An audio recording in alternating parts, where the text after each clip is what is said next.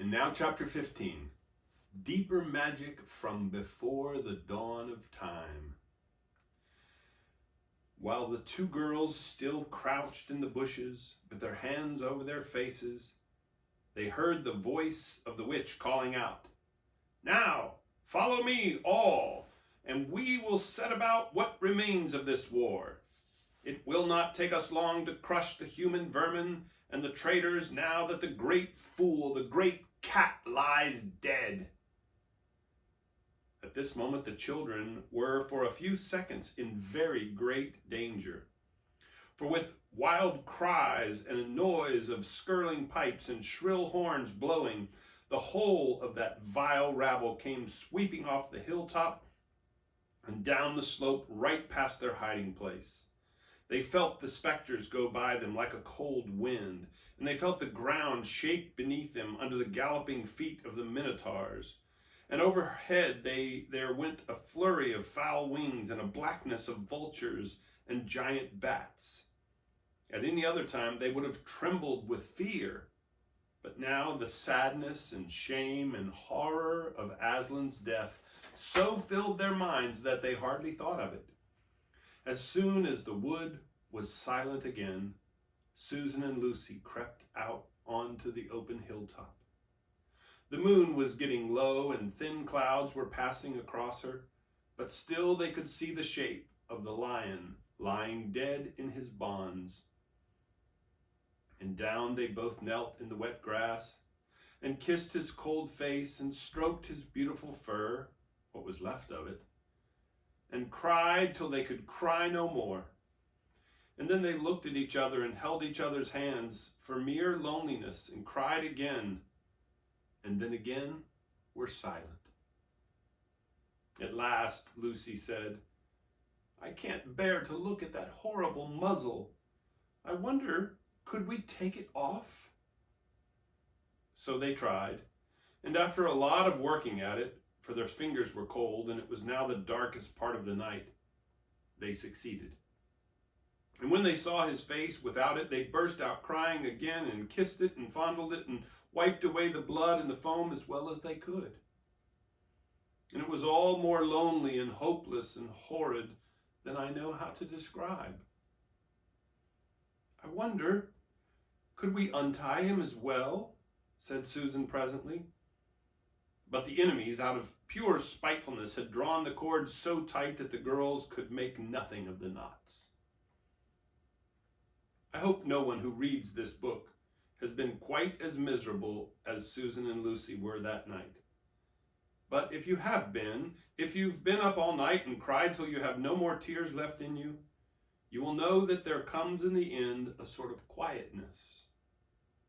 You feel as if nothing is ever going to happen again. At any rate, that was how it felt to these two.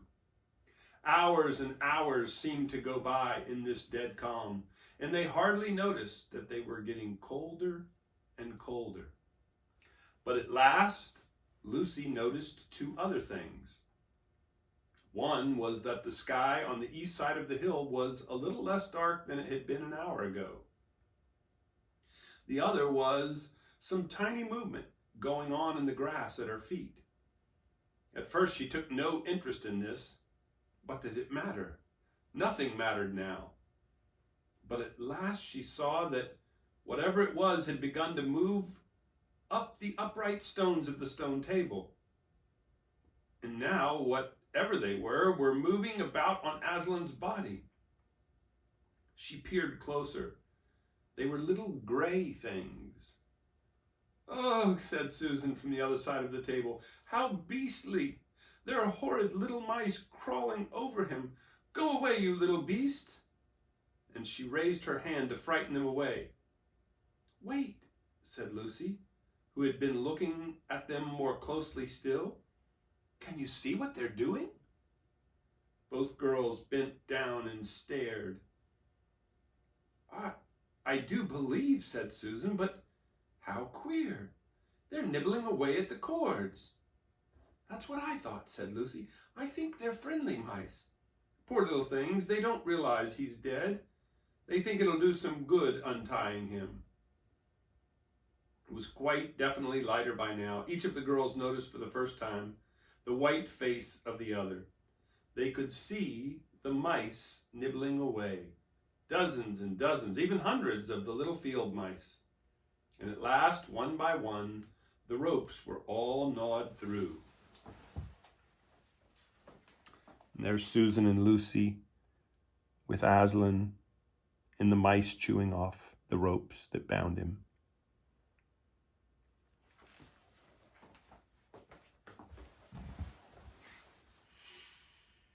The sky in the east was whitish now, and the stars were getting fainter, all except one very big one low down on the eastern horizon.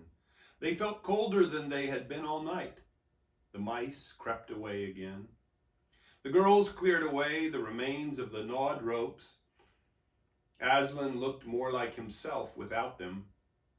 Every moment his dead face looked nobler as the light grew and they could see it better. In the wood behind them, a bird gave a chuckling sound. It had been so still for hours and hours that it startled them. Then another bird answered it. Soon there were birds singing all over the place. It was quite definitely early morning now, not late night. "I am so cold," said Lucy. "So am I," said Susan. "Let's walk about a bit." They walked to the eastern edge of the hill and looked down. The one big star had almost disappeared. The country all looked dark gray, but beyond, at the very end of the world, the sea showed pale. The sky began to turn red. They walked to and fro more times than they could count between the dead Aslan and the eastern ridge, trying to keep warm. And oh, how tired their legs felt. Then at last, as they stood for a moment looking out toward the sea and Cair Paravel, which they could now just make out, the red turned into gold along the line where the sea and the sky met, and very slowly up came the edge of the sun. At that moment, they heard from behind them a loud noise, a great cracking, a deafening noise, as if a giant had broken a giant's plate. "What's that?" said Lucy, clutching Susan's arm. I feel afraid to turn around," said Susan. "Something awful is happening." "They're doing something worse to him," said Lucy. "Come on." And as she turned, pulling Susan round with her, the rising of the sun had made everything look so different. All colors and shadows were changed, that for a moment they didn't see the important thing. Then they did. The stone table was broken into two pieces by a great crack that ran down it from end to end, and there was no Aslan. There's a picture of the stone table, broken in two and empty now.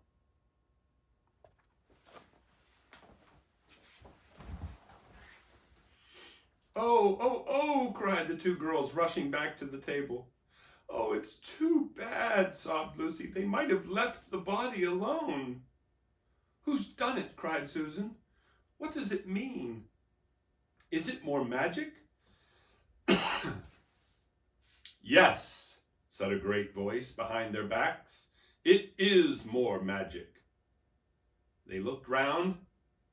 There, shining in the sunrise, larger than they had seen him before, shaking his mane, for it had apparently grown again, stood Aslan himself. "Oh, Aslan!" cried both the children, staring up at him, almost as much frightened as they were glad. "Aren't you dead then, dear Aslan?" said Lucy. "Not now," said Aslan. "You're not asked Susan in a shaky voice. She couldn't bring herself to say the word ghost. Aslan stooped his golden head and licked her forehead. The warmth of his breath and a rich sort of smell that seemed to hang about his hair came all over her. "Do I look it?" he said. "Oh, you're real! You're real! Oh, Aslan!" cried Lucy, and both girls flung themselves upon him and covered him with kisses. "But what does it all mean?" asked Susan, when they were somewhat calmer. "It means," said Aslan, "that though the witch knew the deep magic, there is a magic deeper still which she did not know. Her knowledge goes back only to the dawn of time. But if she could have looked back a little further into the stillness and the darkness before time dawned, she would have read there a different incantation. She would have known that when a willing victim, who had committed no treachery, was killed in a traitor's stead, the table would crack and death itself would start working backward. And now?" "Oh, yes, now?" said Lucy, jumping up and clapping her hands. "Oh, children," said the Lion, "I feel my strength coming back to me. Oh, children, catch me if you can." He stood for a second, his eyes very bright, his limbs quivering, lashing himself with his tail. Then he made a leap high over their heads and landed on the other side of the table. Laughing, though she didn't know why, Lucy scrambled over it to reach him. Aslan leaped again. A mad chase began. Round and round the hilltop he led them, now hopelessly out of their reach, now letting them almost catch his tail, now diving between them, now tossing them in the air with his huge and beautifully velveted paws and catching them again, and now stopping unexpectedly so that all three of them rolled over together in a happy, laughing heap of fur and arms and legs. It was such a romp as no one has ever had except in Narnia, and whether it was more like playing with a thunderstorm or playing with a kitten, Lucy could never make up her mind. And the funny thing was that when all three finally lay together panting in the sun, the girls no longer felt in the least tired or hungry or thirsty.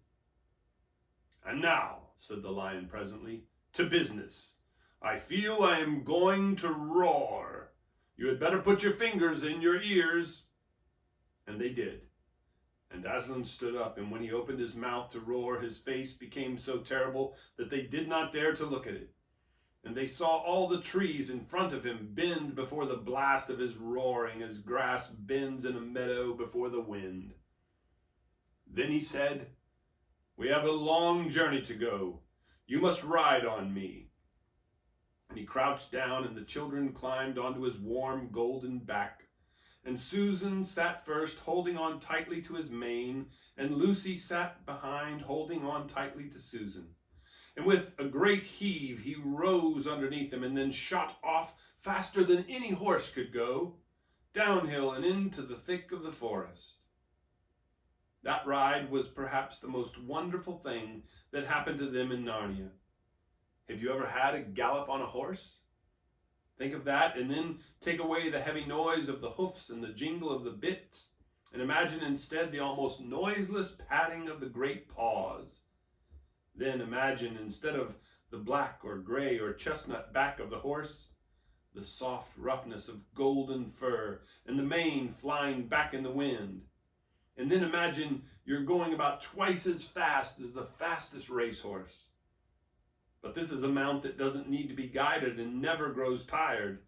He rushes on and on, never missing his footing, never hesitating, threading his way with perfect skill between tree trunks, jumping over bush and briar and the smaller streams, wading the larger, swimming the largest of all. And you are riding not on a road, nor in a park, nor even on the downs, but right across Narnia in spring, down solemn avenues of beech and across sunny glades of oak, through wild orchards of snow-white cherry trees, past roaring waterfalls and mossy rocks and echoing caverns, up windy slopes alight with gorse bushes, and across the shoulders of heathery mountains, and along giddy ridges, and down, down, down again into wild valleys, and out into acres of blue flowers. It was nearly midday when they found themselves looking down a steep hillside at a castle. A little toy castle it looked from where they stood, which seemed to be all pointed towers. But the lion was rushing down at such a speed that it grew larger every moment, and before they had time even to ask themselves what it was, they were already on a level with it. And now it no longer looked like a toy castle, but rose frowning in front of them. No face looked over the battlements, and the gates were fast shut. And Aslan, not at all slacking his pace, rushed straight as a bullet toward it. "The witch is home," he cried. "Now, children, hold tight." Next moment the whole world seemed to turn upside down, and the children felt as if they had left their insides behind them, for the lion had gathered himself together for a greater leap than any he had yet made, and jumped, or you may call it flying rather than jumping, right over the castle wall.